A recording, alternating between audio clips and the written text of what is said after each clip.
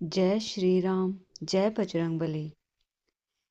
मंगलवार के दिन हनुमान जी की पूजा करने और कथा श्रवण से न केवल वर्तमान जीवन के सभी संकट दूर होते हैं, बल्कि आने वाले समय में भी बाधाओं से मुक्ति मिलती है। आइए हम सभी भगवान हनुमान जी का ध्यान करते हुए कथाओं का श्रवण करते हैं।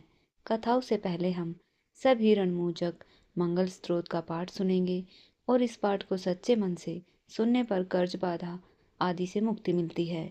आने वाले समय में भी कभी कर्ज की स्थिति नहीं बनती। इस स्तोत्र में मंगल देव जी के सभी 21 नामों का वर्णन मिलता है।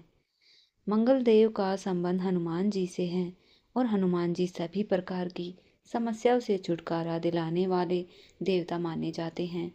ऋणमोचक मंगल स्त्रोत का पाठ जो मनुष्य करता है, उस पर मंगल भगवान प्रसन्न होकर उसे धन धान्य प्रदान करते हैं।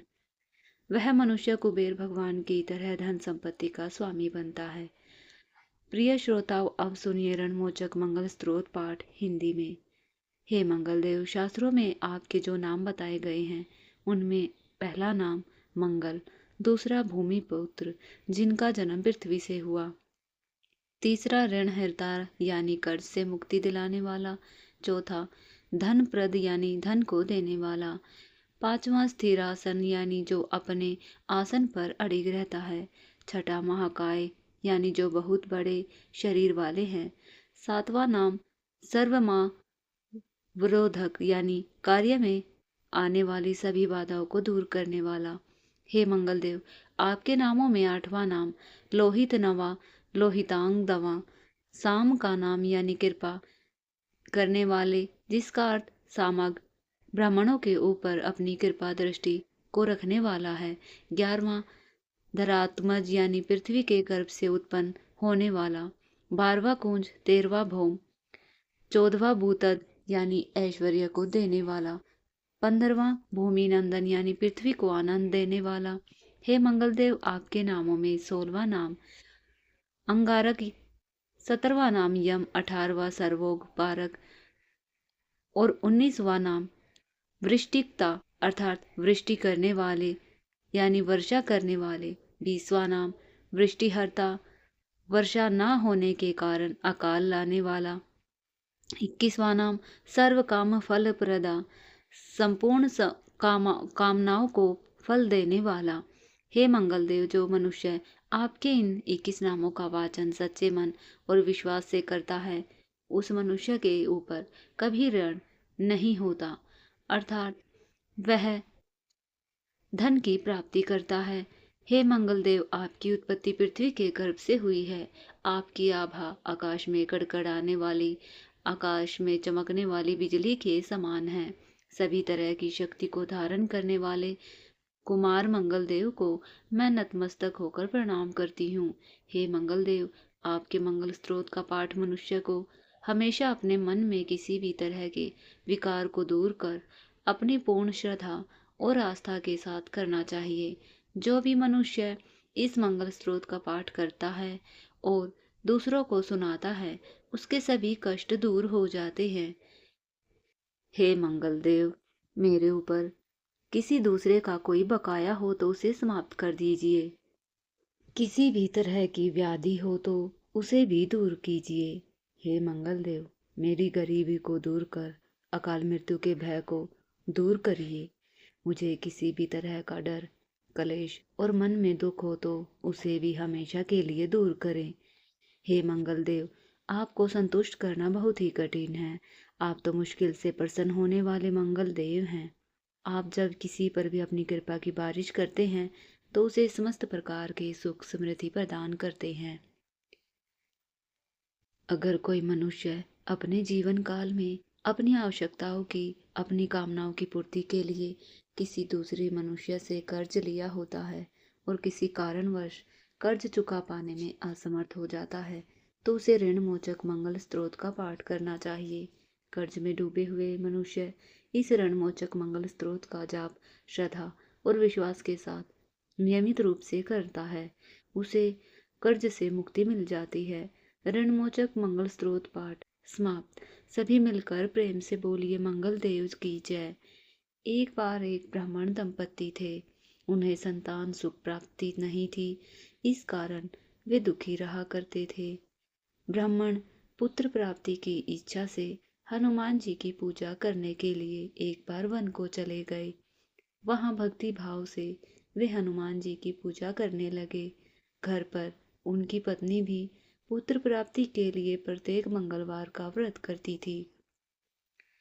व्रत के अंत में भोजन बनाकर हनुमान जी को भोग लगाया करती थी।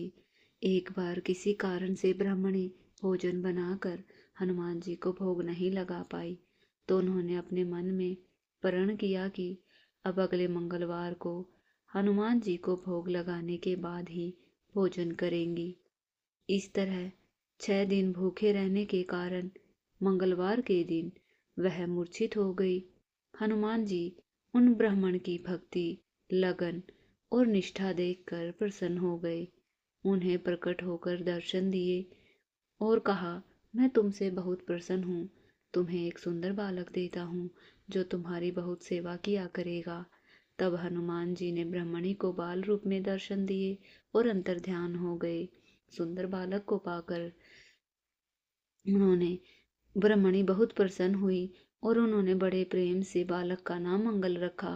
कुछ समय बाद जब ब्राह्मण वंश से वापस आए तो बालक को देखकर अपनी पत्नी से पूछा, यह बालक कौन है? पत्नी बोली, मंगलवार के व्रत से प्रसन्न होकर हनुमान जी ने दर्शन देकर मुझे यह बालक दिया है। लेकिन ब्राह्मण देवता को पत्नी की बात पर विश्वास नहीं हुआ, तो उन्होंने सोचा कि उनकी पत्नी उनसे झूठ बोल रही है और अपने पाप छुपाना चाहती है। एक दिन ब्राह्मण कुएं पर पानी भरने जा रहा था। ब्राह्मणी ने मंगल को भी उनके साथ भेज दिया। ब्राह्मण देवता मंगल को भी साथ ले आए। मंगल को नाजायज समझते हुए उन्होंने उसे धक्का देकर कुएं में गिरा दिया और पानी लेकर घर आ गए। घर आने पर ब्राह्मणी ने पूछा, मंगल कहाँ है? ब्राह्मण देवता कुछ बोलते इससे पहले ही मंगल मुस्कुराता हुआ घर आ गया। यह देखकर अब तो ब्राह्मण आश्चर्य में पड़ गया। सोचने लगा कि इस बालक को तो मैंने कुएं में धक्का दे दिया था।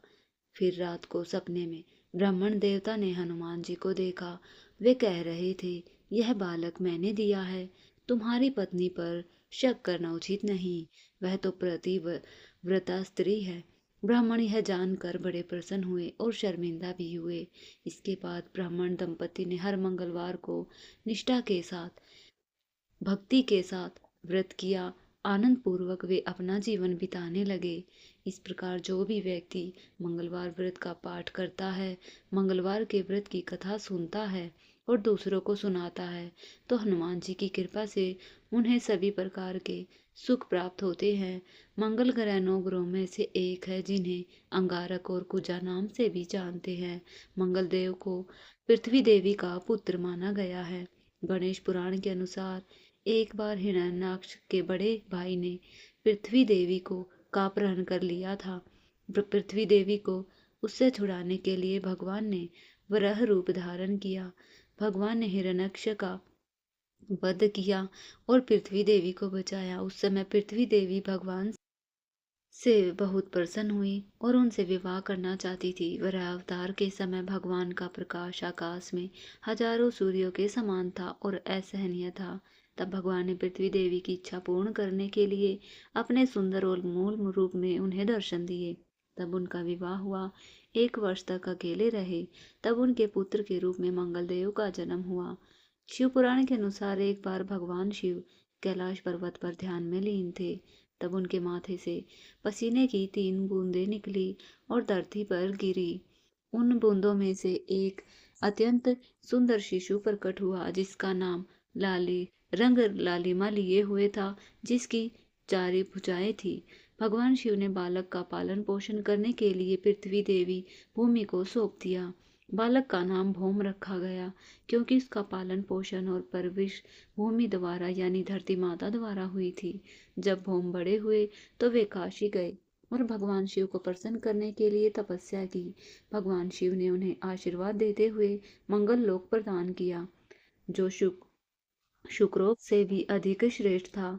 इसी भौम को सौरमंडल में मंगल ग्रह के नाम से जाना जाता है। मंगलदेव की 4 भुजाएं हैं। वे त्रिशूल और गदा हथियार के रूप में धारण करते हैं। लाल आभूषण धारण करते हैं। मंगलदेव की पूजा करने से त्वचा संबंधी रोग, ऋण और गरीबी से मुक्ति मिलती है। भगवान मंगल का रतन मूंगा है। उनका दिन मंगलवार है। यह दक्षिण दिशा के संरक्षक है। मंगलवार व्रत की दूसरी कथा। एक बूढ़ी औरत रहा करती थी। वह हर मंगलवार को व्रत करती और हर तरह की सुख समृद्धि प्राप्त थी। उनकी बहू उन्हें मंगलवार को 4 रोटियां देती। तब वह रोटियां लेकर हनुमान जी के मंदिर में जाती। वहां 2 रोटियां अर्पित करती, बाकी 2 रोटियां खुद खा लेती और तृप्त हो जाया करती। एक बार बहू ने अपने बच्चे को दादी के पीछे चलने और को कहा और क्या करती है इस बात पर नजर रखने के लिए कहा। मंगलवार का दिन आने पर बूढ़ी महिला ने 4 रोटियां हाथ में ली और बजरंगबली हनुमान जी के मंदिर में जाने लगी। उनके पीछे पीछे उनके पोते चल रहे थे। अब पोतों ने देखा कि दादी ने भगवान हनुमान जी को 2 रोटियां अर्पित की है और शेष 2 रोटियां से अपना व्रत खोला। तब उन्होंने घर आकर माँ को बताया। माँ को लगा बूढ़ी माई 2 रोटियां तो बर्बाद कर रही है और फिर उसने अगली बार से 2 ही रोटियों पकाने का निश्चय किया। मंगलवार को बहू ने उन्हें 4 की बजाय केवल 2 रोटियां दी। तब बूढ़ी माई हनुमान जी के मंदिर में गई। 1 रोटी अर्पित करके शेष 2 रोटियों से अपना व्रत खोला।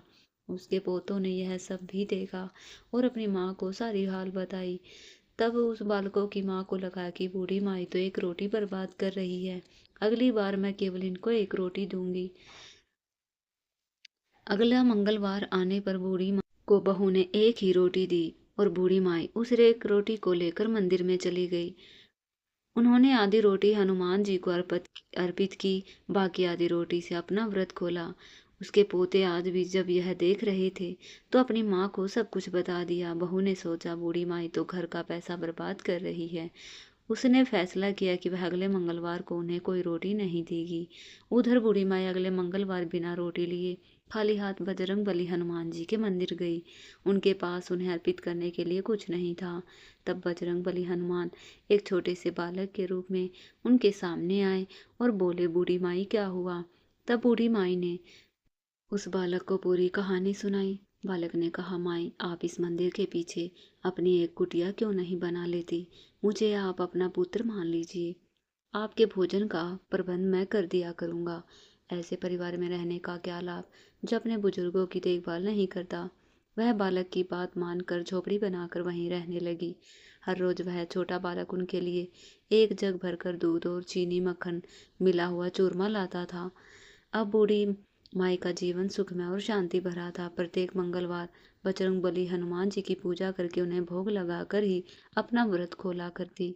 उधर उनकी बहू दिन प्रतिदिन गरीब होती जा रही थी। गरीबी के कारण घर में बिना वजह झगड़े होने लगे। एक दिन उसने अपने बच्चों से कहा, जाओ अपनी दादी के पास जाओ, देखो कि वह क्या करती है। बच्चे अपनी दादी के घर गए तो बूढ़ी माई ने उनका स्वागत किया, बच्चों को दूध चूरमा दिया, उन्हें रोज आने के लिए कहा। यह बात बच्चों ने अपनी माँ को बताई। माँ यह जानकर हैरान रह गई। बूढ़ी माई कमजोर होने की बजाय बिल्कुल स्वस्थ थी। अब बहू को अपनी गलती का एहसास हुआ और पछतावा भी। तब उसने अपने पति से उन्हें वापस लाने के लिए कहा, लेकिन उसके पति ने कहा, मैं क्यों जाऊं? हमारे कष्टों के लिए तो तुम ही जिम्मेदार हो। तुम रोज परिवार में झगड़ा करवाती थी। तुम तो थोड़े से भोजन के लिए भी उनसे ईर्ष्या करती थी। देखो उनके जाते ही घर की सारी सुख समृद्धि मिट गई। हमें हमें उन्हें मना लेंगे, वह वापस आ जाए। तब उसका पति मान गया और बुढ़िया माई के पास गया। वहां जाकर देखा एक छोटा बालक बूढ़ी माई के पास बैठकर उन्हें भोजन परोस रहा है। बूढ़ी माई की बहू अपनी सास के चरणों में गिर पड़ी और अपनी गलतियों के लिए क्षमा मांगी।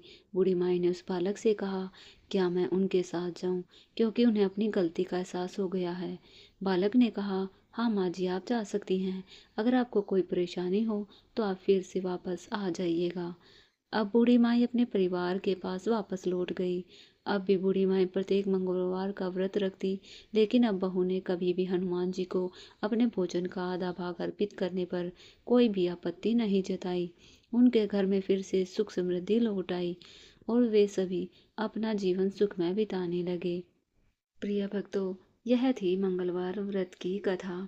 अगर आपको यह कथा अच्छी लगी हो तो वीडियो को लाइक करें, कमेंट में जय बजरंगबली अवश्य लिखें।